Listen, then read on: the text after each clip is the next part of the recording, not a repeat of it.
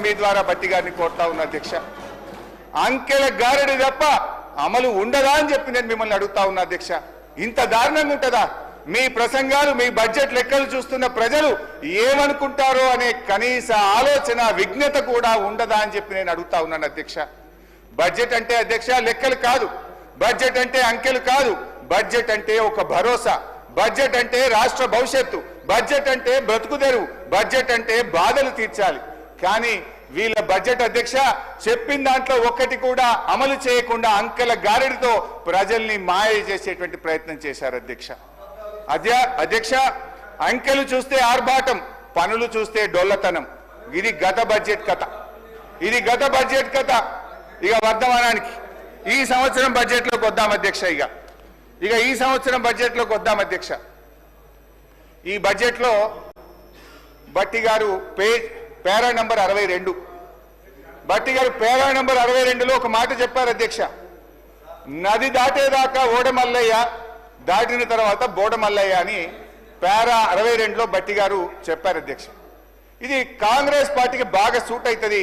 నిజమే చెప్పారు అధ్యక్ష, నిజమే చెప్పారు అధ్యక్ష. ఓడ దాటేదాకా ఓడమల్లప్ప, ఓడ దాటినాక బోడమల్లప్ప.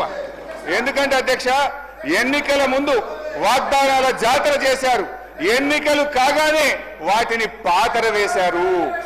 ఇవాళ మహాలక్ష్మి 2500 మోసం, 4000 రూపాయల పెన్షన్, రైతు భరోసా, రుణమాఫీ, తులం బంగారం, నిరుద్యోగ భృతి, ఏడాదిలో 2 లక్షల ఉద్యోగాలు, ఉద్యోగులకు పిఆర్సీ 4 డిఏలు, ఆటో డ్రైవర్లకు 12,000, అన్ని పంటలకు బోనస్, ప్రభుత్వంలో ఆర్టీసీ విలీనం, 5 లక్షల విద్యార్థి భరోసా కార్డు. బట్టి గారు ఇప్పుడు చెప్పండి, బోడమల్లయ్య ముచ్చట ఎవరికి వర్తిస్తుందో ఒకసారి చెప్పాలని చెప్పి నేను బట్టి గారిని కోరుతా ఉన్నా అధ్యక్ష. అధ్యక్ష ప్రస్తుత బడ్జెట్ పై కూర్చోండి బైసా ప్లీజ్. నేను మాట్లాడినాక ఉప ముఖ్యమంత్రి గారు మాట్లాడతారు.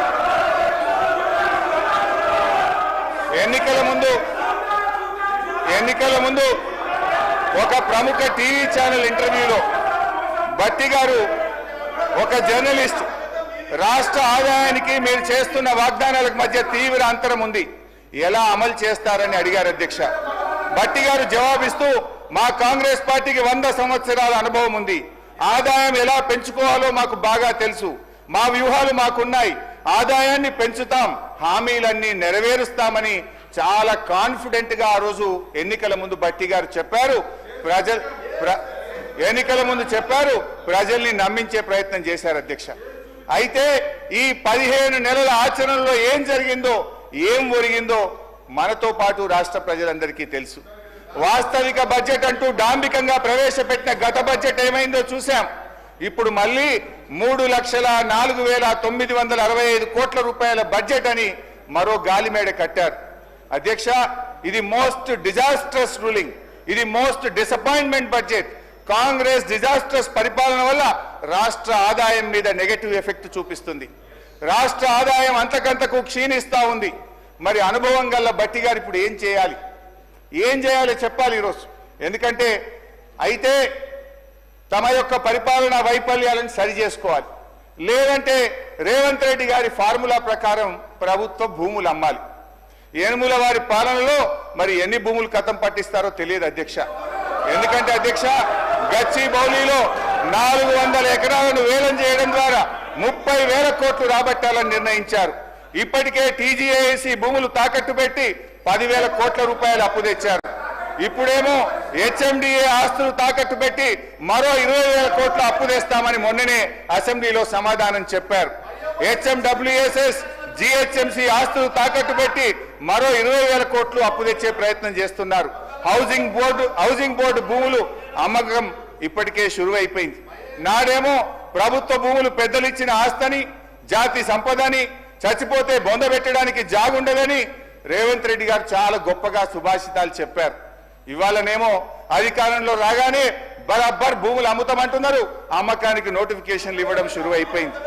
అధ్యక్ష అమ్మొద్దని ఆక్షేపించిన నోటితోనే ఇవాళ భూములను అర్రాస్ పాట పాడుతా ఉన్నారు అధ్యక్ష. దీన్ని వాటన్ తీరు మాట్లాడే దిగజారుడు రాజకీయం అంటారు అధ్యక్ష. మొత్తంగా 50,000 కోట్ల రూపాయల ఆస్తులు తాకట్టు పెట్టి లేదా ఆస్తులు అమ్మడం ద్వారా భూములను ఆస్తులను 50,000 కోట్లను సమీకరించే ప్రయత్నం చేస్తున్నారు. అంటే ఏంది అధ్యక్ష, అందిన కాడికి అప్పులు చేసుడు, విచ్చలవిడిగా భూములమ్ముడు, ఇదేనా మీ మార్కు పాలన అని అడుగుతా ఉన్నా.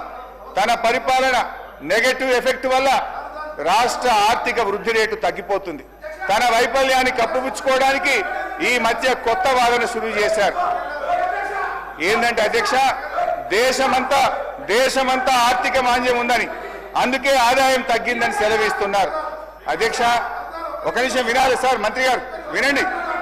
అధ్యక్ష, కర్ణాటక, మహారాష్ట్ర, తమిళనాడు, ఆంధ్రప్రదేశ్ సహా దేశంలో ఎక్కడా కనిపించని ఆర్థిక మాంద్యం ఇవాళ తెలంగాణలో మాత్రమే ఎందుకుంది? అంతా నాకే తెలుసు, అందుకే అంతా నాకే తెలుసని ఈ ప్రభుత్వం, ఈ ముఖ్యమంత్రి గారు అహంకారంతో, అజ్ఞానంతో, అనాలోచిత నిర్ణయాల వల్ల రాష్ట్ర ఆదాయం కుంటుపడ్డది. తన వైఫల్యాన్ని కప్పుపుచ్చుకోవడానికి ఆర్థిక మాంద్యం వచ్చిందని, ప్రపంచమే స్లో డౌన్ అయిందని ప్రవచనాలు ప్రారంభించారు.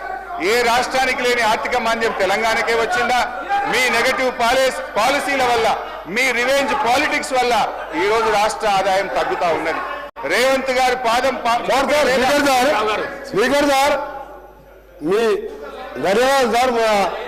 హరీష్ రావు గారు కూడా రిక్వెస్ట్ చేస్తున్నారు. ఒకటే సార్, ఎక్కువ ఇంటర్వ్యూ చేయను. అరే నీ చెప్పకముందే భయపడితే ఎట్లా? సార్ హరీష్ రావు గారు అమ్మకాల గురించి ఇతర విషయాలు చెప్తున్నారు. నేను ఒకటే మీరు పర్మిషన్ తోని సార్ ఎట్లా ఈ రాష్ట్రాన్ని సార్ ఒక దేశ చరిత్రలో ఎక్కడ లేని విధంగా ఎన్నికల ముందు ఒక 2 మాసాల ముందు ఔటర్ రింగ్ రోడ్ అనే రోడ్డుని ఫ్యూచర్ హైదరాబాద్ డెవలప్ చేయడానికి గతంలో హైటెక్ సిటీ కట్టి ఆ తర్వాత ఇంకా కూడా ఎక్స్పెన్షన్ చేయాలంటే ఔటర్ రింగ్ రోడ్ కాంగ్రెస్ ప్రభుత్వం రాజశేఖర రెడ్డి గారు ముఖ్యమంత్రిగా ఉన్నప్పుడు ఔటర్ రింగ్ రోడ్ వేసి అక్కడే జిఎంఆర్ ఎయిర్పోర్ట్ కట్టి అక్కడనే ఫైనాన్షియల్ డిస్ట్రిక్ట్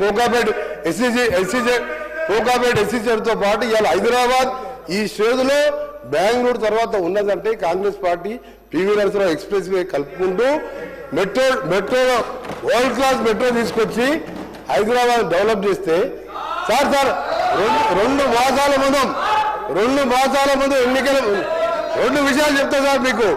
మన తెలంగాణ సభ్య సమాజం తలదించుకునే విధంగా ఔటర్ రింగ్ రోడ్డుని కమిషన్ కక్కుర్తుపడి 7,300 కోట్లకు రోడ్డు రంపిన ఘన చరిత్ర ఈయన సార్ వీళ్ళది. రెండవది సార్ ఎక్సైజ్ ఎప్పటి వరకు ఉంది సార్? ఎక్సైజ్ షాప్స్ రెస్టారెంట్ది ఇంకా 3 నెలల సమయం ఉంటే 3 నెలల ముందే అప్లికేషన్ తీసుకొని నిరుద్యోగుల దగ్గర 2,000 కోట్ల రూపాయల నాన్ రిఫండబుల్ పేరు మీద వసూలు చేసి షాపులు కేటాయించుకొని ఎన్నికల ముందు చేసిన కథలు. ఇక భూముల అమ్మకాలు, కోకాపేట్ల యాక్షన్లు, వీళ్ళ బిరామీలు 100 కోట్ల లెక్క పెట్టిన భూముల చరిత్ర మేము చెప్తాం, ఆ రిప్లై చెప్తాం. హరీష్ రావు గారు దేశంలో, రాష్ట్రంలో, మన దేశంలో కాదు ప్రపంచంలో ఎక్కడ కూడా మీ కట్టే రోడ్డు విలువ అధ్యక్ష ఆ కన్స్ట్రక్షన్ కాస్తే 6,500 కోట్లు. రోడ్డు ల్యాండ్ ఎక్విజిషన్ కలితే కదా ఆ రోడ్డు విలువ 1,00,000 కోట్ల పైన ఉంటుంది అధ్యక్ష. రోడ్డు నమ్ముకుంటారు అధ్యక్ష ఎవరైనా? ఈయన భూముల అమ్మకాల గురించి మాట్లాడుతున్నాడు. హరీష్ రావు గారు భూముల అమ్మకాలు మాట్లాడుతున్నారు. హరీష్ రావు గారు మొత్తం తెలియదు అధ్యక్ష. హరీష్ రావు ముందు పెట్టి మాట్లాడిపిస్తారు, వెనక నడిపించే 2-3 ఉన్నారు. హరీష్ రావు మొత్తం తెలియదు. దయచేసి మీ చరిత్ర తెలుసుకొని మాట్లాడండి. హరీష్ రావు